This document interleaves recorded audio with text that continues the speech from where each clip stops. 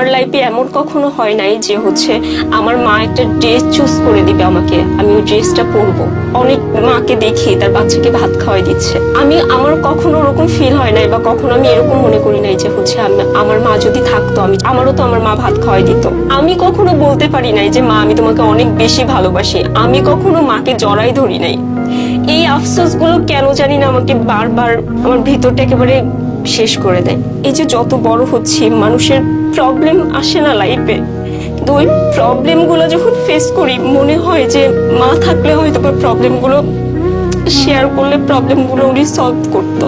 আবার যখন স্কুলে প্রোগ্রাম হয় সবার মা আসে, কিন্তু আমি দেখি না আমার মা।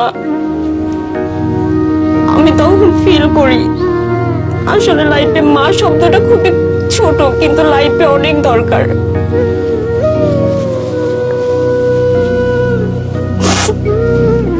রাত্রে ঘুমায় আসতে হুট করে ঘুম ভেঙে গেছে, তখন মার কথা খুবই মনে পড়তেছে। কেন মা নেই? তখন ঈশ্বরের কাছে বলি, মা যে ঈশ্বরকে আমি যদি কখনো মারা যায়, মারা গেলে যেন আমার মার সাথে তুমি দেখা করাই দিও আমাকে।